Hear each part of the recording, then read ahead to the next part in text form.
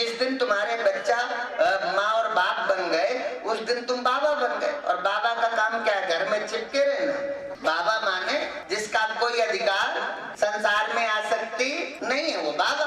तो अब जब बच्चे शादीशुदा हो गए, जिस दिन हमारा पुत्र पिता हो गया, हम पिता के कर्म से मुक्त हो गए, हम क्या हो गए? बाबा। अब जब हम बाबा हो गए तो क्या करें? भगवान का भजन। मतलब बाबा बन के जुआ खेलोगे, बाबा बन के ताश खेलोगे, बाबा बन के शराब पियोगे। और ये शराब पीने वाले बाबाओं ने ही तो गड़बड़ कर रखी है, ठीक है ना? तो शराब नहीं पीना, जुआ नहीं खेलना, वो उम्र क्या है? बोले तृतीय नारीतम पुण्यम, तीसरी उम्र है भगवान का भजन करो। पत्नी के साथ रहते हुए, वानप्रस्थ का मतलब पत्नी के साथ रहो, पर पति और पत्नी का व्यवहार ना हो। पति और पत्नी साथ रहते हुए, इसको कहते हैं वानर। पति पत्नी साथ रहें पर पति पत्नी का संबंध न रहे, वो भाई बहन की तरह रहें और भक्तों की तरह रहें, साधकों की तरह रहें, वो वानप्रस्थ है। और वानप्रस्थ हो जाएंगे ना, तब भगवान का भजन होगा। और भगवान के भजन से क्या होगा? भगवान के भजन से हमारे जीवन की अच्छी गति प्राप्त होगी, ठीक है ना? इसीलिए हमने सोचा था कि बहुत समय पहले था, जब हम गुरुदेव के साथ चलते थे, कभी शहर में छोटा मोटा होता था सम्मेलन, उसके बाद सत्संग का अभाव सदैव यहाँ बना रहा। जिस पैमाने में हमको गुरुदेव का लाभ लेना चाहिए, उस पैमाने में नहीं मिला। ऐसे सत्य को भी स्वीकार करना है, वो नहीं हुआ। सत्संग तो होता रहा, फिर बीच में एक व्यवस्था बदली।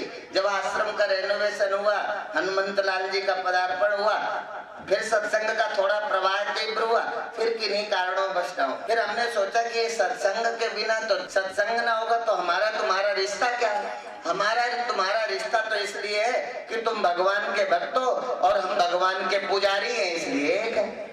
नहीं, ये नहीं है तो हमारा तुम्हारा रिश्ता क्या है? क्या करेंगे? तुम्हारे पैसे का अचार डालेंगे?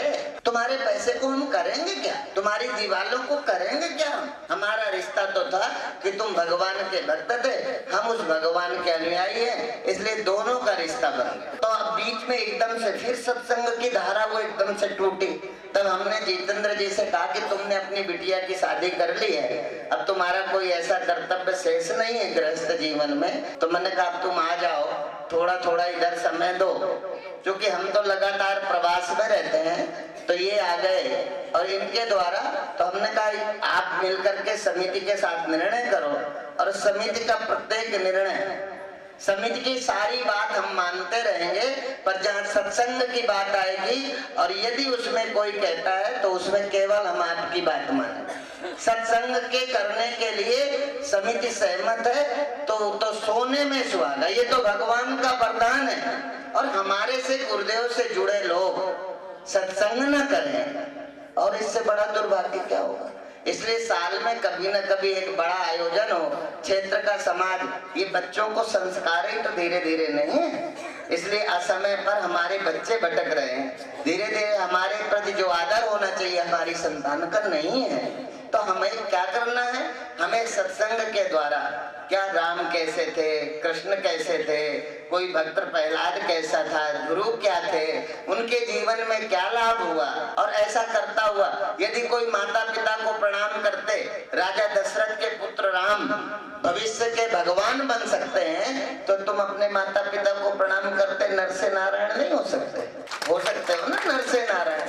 और गुरुओं ने तो मानुष से देवता किए, करतन लागी बात। इसलिए निश्चित रूप से हमारा सत्संग, और आज बड़ी खुशी की बात है कि हमारी अखंड ब्रह्मधाम सेवा समिति, और सेवा समिति के इस आश्रम के प्रमुख रूप से जब से प्रारंभ हुआ, हमारे डॉक्टर साहब जुड़े रहे, और इनके कारण हमारे आश्रम में कोई बंधन नहीं रहा, किसी क्राइटेरिया में नहीं रहा। इसमें ये सभी तरह के राजनेता, सभी पार्टियों के लोग सभी आते रहे, सबका सहयोग है, और सबके प्रेम और सहयोग से ये निर्माण हुआ है। तो आज डॉक्टर साहब ने भी 11 बच्चियों की शादी का मन, क्यों डॉक्टर साहब? हाँ, तो अब हमें करना है, ठीक है ना? गुरुदेव की आज्ञा है, आज्ञा भाई अकाल की है ना, अकाल की आज्ञा हुई है। तो जब आज्ञा हो गई, गुरुदेव की आज्ञा सर्वोपरि है, और जो जो गुरुदेव की आज्ञा के साथ जुड़ते हैं वही गुरु के शिष्य होने का कर्तव्य भी पूरा करते हैं। तो हम गुरुदेव की आज्ञा का पालन करते हुए अप्रैल कोई तारीख निश्चित होगी और उस तारीख में यहाँ कथा भी होगी और 10-11 कन्याएं वो ढूंढी जाएंगे जो सचमुच परिवार से गरीब हैं। कन्या गरीब नहीं, गरीब परिवार की कोई देवी होगी जिसका समय से विवाह होने में कोई पैसा आर्थिक स्थिति है तो उसके अनुसार जो अपनी सामर्थ्य है संस्था और भक्तों के सहयोग से और वो विवाह संपन्न होंगे। और मूल रूप से अखंड ब्रह्म नाम सेवा समिति के साथ हमारे और गुरुदेव की इच्छा से भेजे गए जितेंद्र जी इनके साथ होंगे और जैसा जैसा पर ये कार्यक्रम होना 100% सुनिश्चित है और ये मन बना के जय जय श्री। बहुत ही जीवन का वो स्वर्णिम दिन होता है जब हमारे जीवन में ब्रह्मज्ञानी सद्गुरुदेव भगवान का पावन दर्शन, उनकी वाणी श्रवण करने का हृदय में मन में वो भाव जागृत होता है तो हम गुरुदेव की वाणी को सुने, गुरुदेव का दर्शन करें, गुरुदेव के बताए हुए मार्गदर्शन में अपने जीवन की यात्रा को संचालित करें। 2 मिनट भगवत चर्चा करें, उसके पहले प्रभु नाम संकीर्तन के द्वारा अपनी मन और वाणी को पवित्र करेंगे। तत्पश्चात परमात्मा की इच्छा अनुसार श्री राम जय राम जय जय राम,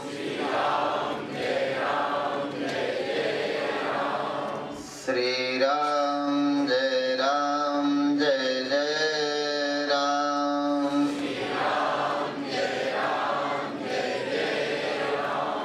श्री राम जय राम जय जय राम,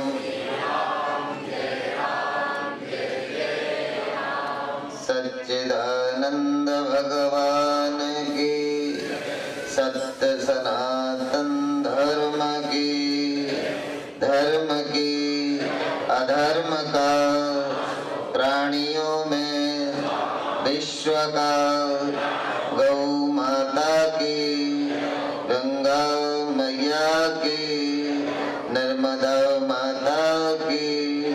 ओम नमः पार्वती पते हर हर महादेव। बहुत ही परमात्मा की हेतु की कृपा है।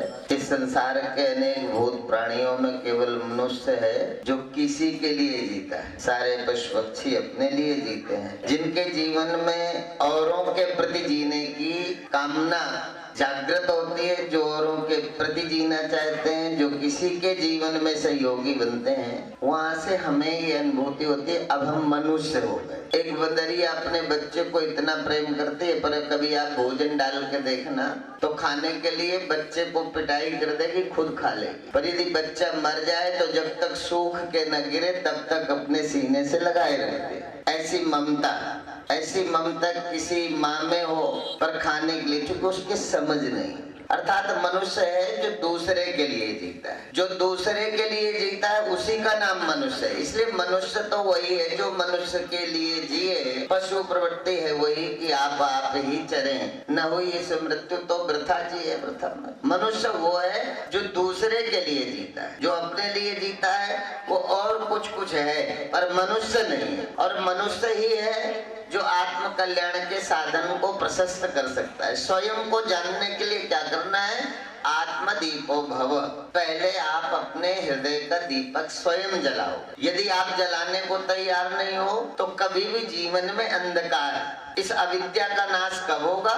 जब आप अपने जीवन को सत्संग में लगाओगे। बिना सत्संग के ये अज्ञान से प्राप्त संसार, इसका मिथ्यात्व कैसे बुद्धि में निश्चय करोगे? इसलिए बुद्धि में इस जगत के मिथ्यात्व का निश्चय हो, इसके लिए सत्संग की जरूरत है। और जब हम सत्संग करेंगे, इसलिए मनुष्यत्व, मुमुक्षुत्व, महापुरुष संश्रया, ये 3 चीजें धरती में दुर्लभ है। 3 चीजें धरती में दुर्लभ है। दुर्लभम त्रयमैव एतत्। 3 चीजें कौन सी दुर्लभ है? किसके? देवानुग्रह हेतुकम। ये देवताओं के, परमात्मा के अनुग्रह से हमको मिला है। मनुष्यत्व, मनुष्य होना धरती का सबसे भाग्यशाली होना, और हमसे ज्यादा भाग्यशाली कोई नहीं है। ये मत ख्याल करना। मनुष्य होना, ये नहीं कहा कि धरती में पंडित होना सबसे भाग्यशाली, धरती में ठाकुर होना सबसे भाग्यशाली है। ये कहते हैं आचार्य कि मनुष्य होना, मनुष्यत्व, धरती में मनुष्य होना सबसे भाग्यशाली। मुमुक्षुत्व, फिर वो मनुष्य उससे भी अधिक भाग्यशाली हैं जिनके हृदय में मोक्ष की इच्छा जागृत हुई, जो इसी जीवन में सत्य को जानना चाहते हैं, को हम, मैं कौन हूँ, जो इस जीवन में ये जानना चाहते हैं मोक्ष महापुरुष संश्रया। फिर वो सबसे अधिक भाग्यशाली हैं जिनके जीवन में महापुरुष का दर्शन हुआ, सदगुरु का दर्शन हुआ, वो सबसे भाग्य। तो पहले भाग्यशाली हम इसलिए हैं कि हम मनुष्य हैं, दूसरे भाग्यशाली हम इसलिए हैं कि हमारे अंदर परमात्मा को और मैं को जानने की इच्छा जागृत हुई है, और तीसरे भाग्यशाली हम इसलिए भी कह सकते हैं कि हमें युग पुरुष जी जैसे ब्रह्मज्ञानी संत का दर्शन भी हुआ, इसलिए भी हम अपने भाग्यशाली हैं। अभी डॉक्टर साहब जब सत्संग की चर्चा कर रहे थे, कथा की चर्चा कर रहे थे, तो ऐसा जैसे ताली बजाने में तो मुझे लगा ठंड होगी ज्यादा, क्योंकि सत्संग में तो शायद सबका मन है कि हो। अच्छा, जिनका मन है कि अप्रैल में ऐसा कार्यक्रम हो, वो कितने लोग हैं? हाथ उठा के अपनी सहमति जता। सारे लोग हैं, तो ताली तो बहुत कम बजाएंगे। तो हमारे जीवन में हम मुक्ति के लिए क्या करें?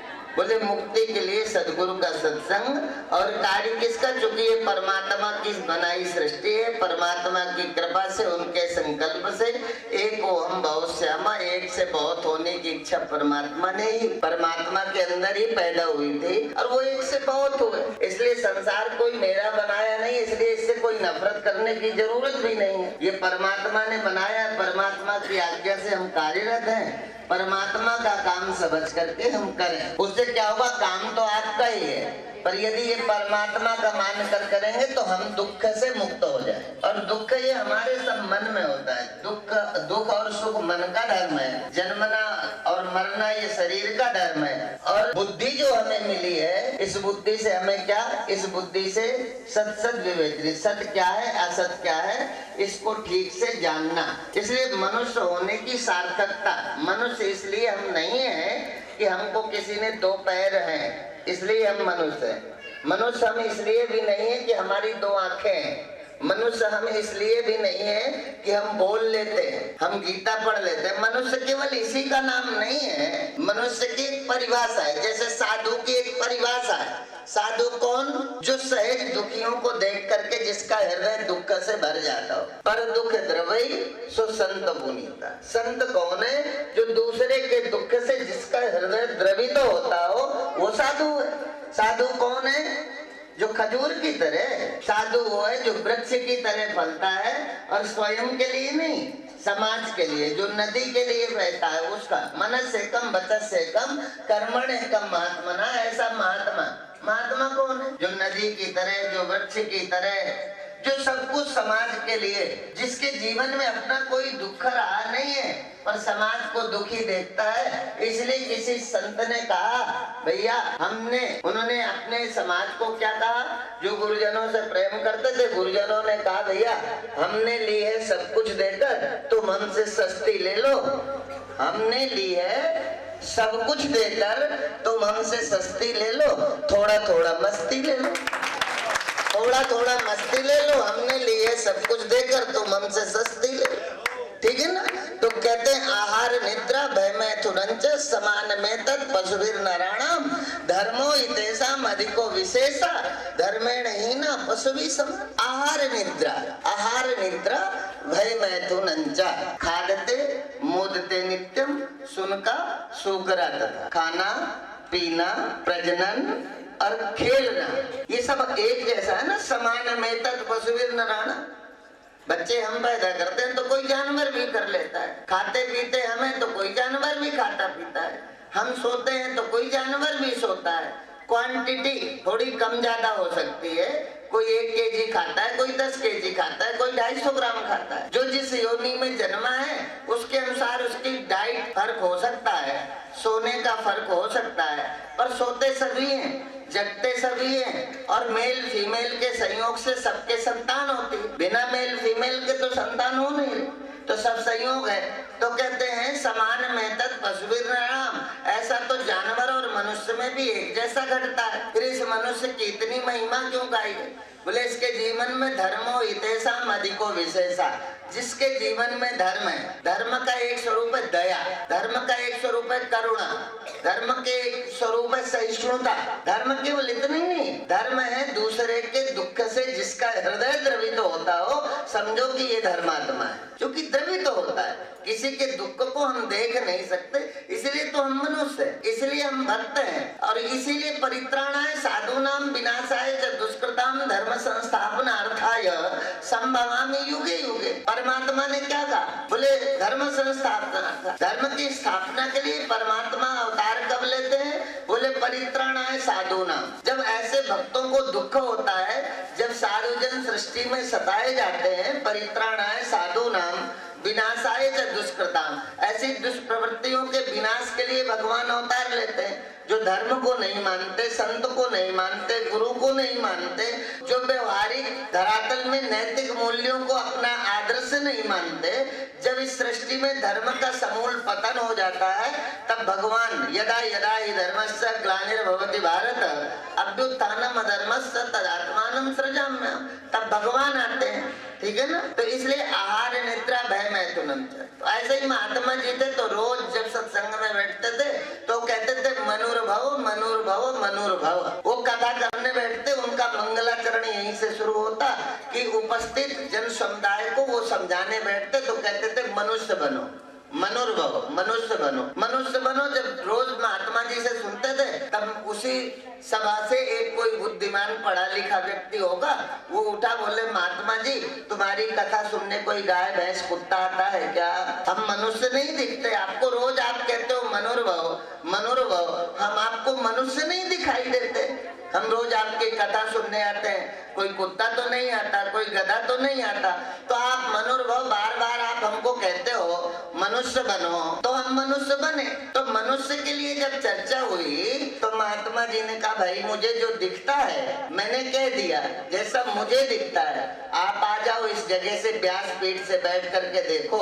व्यासपीठ का मतलब जो आस व्यास, जिसकी बैठे हुई समाज से जिस पीठ पर बैठकर कोई आस नहीं है, ऐसा व्यास जो समाज से कोई आसान्वित नहीं है, जिसको भागवत में भी अलक्षलिंगो निजलाभ तुष्टा वृतस्य वालैर अवधूत वेशा तम द्वेष्ट वर्षम सुकुमार पादम करोर बाहुम सकपोल गात्रम। जिस भागवत में व्यास की चर्चा स्वयं व्यास जी ने जिस सुखदेव का वर्णन किया, वो कहते हैं अलक्षलिंगो निजलाभ तुष्टा वृतस्य वालैर अवधूत वेशा। ब्यूटी पार्लर से नहीं आए वो कथाकार जो परीक्षित का उत्तर दे रहे हैं। परीक्षित ने प्रश्न क्या किया था? पुरुषस्य हम यत् कार्यम म्रियमाणस्य सर्वदा। परीक्षित जी ने यही तो पूछा था, जिसकी मृत्यु नजदीक है उसे क्या करना चाहिए? तो जो मृत्यु के प्रश्न का उत्तर देने के लिए उपस्थित हुए थे, वो व्यास किसी ब्यूटी पार्लर से नहीं आए थे, किसी कोचिंग सेंटर से नहीं आए थे, वो आए थे अलक्षलिंगो। कैसे लगते थे? बोले अलक्षलिंग थे, निज लाभ तुष्टा, वो स्वयं में संतुष्ट थे, वो आत्म धन से तृप्त थे, उन्हें संसार का धन चाहिए नहीं, वो आत्म साम्राज्य में स्थापित होकर जो बोलते थे, ऐसे व्यास जी। ठीक है ना?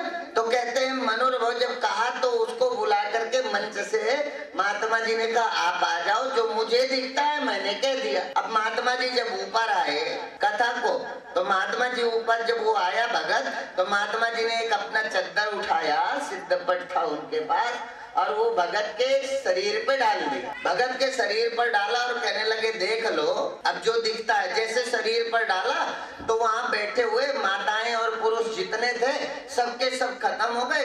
कुत्ता गधा घोड़ा बिल्ली और सब कुछ दिखा, नहीं दिखा तो पंडाल में बैठा हुआ मनुष्य का दर्शन नहीं हुआ। ऐसा संत की कृपा, संत ने ऐसी दृष्टि दी जिससे उन्हें जगत का सत्यार्थ दिखने लगा। वो इतना प्रभावित हुआ कि वो शिष्य बन गया। बहुत दिन गुरुजी के आश्रम में रहा, सेवा करता रहा। कुछ दिन बाद उसे अपने परिवार की याद आई तो गुरुजी से आज्ञा दी, तो गुरुजी ने कहा ठीक है चले जाओ। तो शिष्य बोला गुरुजी जिस पत्नी से दुखी होकर के मैं आया था, मैं तो मरने आया था, आपकी कृपा मैंने संसार को देख लिया, तो एक प्रार्थना है मेरी कि मुझे आप वो सिद्धपट दे दो जो उस दिन मंच में दिया था। बोले क्या करोगे? बोले मैं पत्नी को जाकर के देखूंगा। तो वो सिद्धपट महात्मा जी ने दिया और वो सिद्धपट लेकर के घर गया। घर का दरवाजा नॉक किया, पत्नी ने दरवाजा खोला। आज पति को प्रसन्न देखा, पूछने लगे ऐसा क्या हुआ, तुम तो मरने गए थे, जिंदा लौट आए, इतना प्रसन्न क्यों? बोले मुझे महात्मा जी मिल गए, नहीं तो मैं मर जाता, पर महात्मा जी मिले तो मुझे जीवन मिल गया। और जीवन ही नहीं मिल गया, इस जगत की सच्चाई को मैंने इन आंखों से देखा। बोली ये क्या? तो बोले मैं तुम्हें भी देखने आया हूँ। तो वो सिद्धपट डाल के देखा तो पत्नी गायब थी, पत्नी नहीं थी वहाँ। कुतिया का दर्शन हुआ तो वो जोर से हंसा। अब जोर से हंसा, उसने कहा भाई ऐसा क्यों हंस रहे हो? बोले मैं जिसको अपनी पत्नी मान के दुखी होता था, ये आज गुरु जी की कृपा से मैं देख पाया कि मेरी पत्नी तो है, पर मेरी पत्नी अकेले नहीं है, ये पूर्व से कुतिया के रूप में देखा। इसलिए आज मुझे पता चला कि तेरे भौंकने से मुझे दुखी नहीं होना, क्योंकि तेरा स्वभाव है। तो पत्नी ने विनम्रता से कहा पतिदेव ये सिद्धपट मुझे भी तो दे दो, मैं भी तो देखूं मेरे पतिदेव क्या है। तो उसने वो सिद्धपट लिया और जैसे ओढ़ के देखा तो पति महाराज तो गायब थे, गधा महाराज खड़े थे। तो वो जोर से हंसे। बोले आप क्यों हंसे? मैंने तो कहते मैं इसलिए हंसी कि विवाह करके आई थी तो रोज भगवान को कोसती थी कि भगवान ऐसा कौन सा मैंने कर्म किया कि जैसा मूर्ख मुझे पति मिला, एक दिन भी प्यार से नहीं बोला, जब देखो तब हाथ और लात चलाता रहता है। इससे दुखी थी मैं, पर आज पता चला कि आदमी नहीं गधा है। ठीक है ना? तो पूर्व संस्कार से हमारे जीवन के व्यवहार से हमें ये पता चलता है कि हम साधु हैं, भक्त हैं, गृहस्थ में पत्नी है, पति है, ये कैसे निश्चित चलेगा? ये देखना तो उस समय सिद्धपट से देख सकते थे, अभी हम शास्त्र की आंख से देख सकते हैं संसार का सत्य क्या है। शास्त्र भी तो एक आंख है, शास्त्र हमारी थर्ड आई है, इससे ठीक ठीक जगत को देखा जा सकता है, जगत के सत्यात्व और मिथ्यात्व का चिंतन किया जा सकता है, क्या सत्य है क्या मिथ्या है। इस जगत में रहते हुए हम जगदीश को जाने, हमारा जीवन समर्पित हो, तो हमारी निश्चित रूप से ये यात्रा अच्छी बने।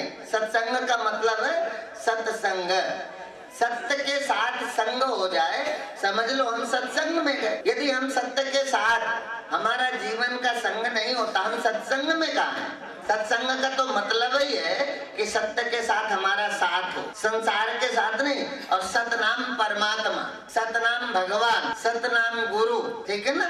तो सत्य के साथ हमारा परिचय हो, इसके लिए हम सत्संग में आते हैं। और सत्संग से क्या होता है? मनोनाश वासना क्षय, मन की मौत हो जाए, वासनाओं की निवृत्ति हो, इसके लिए सत्संग है। और इस सत्संग से प्राप्त धन समाज की सेवा में लग जाए, ये हमारी साधुता है, साधना है, भक्ति है। तो सत्संग में प्राप्त धन राष्ट्र के निर्माण में लगे और जीवन में सत्संग से हमारा ईश्वर से परिचय हो। इतनी के साथ मैं अपनी वाणी को विराम देते हुए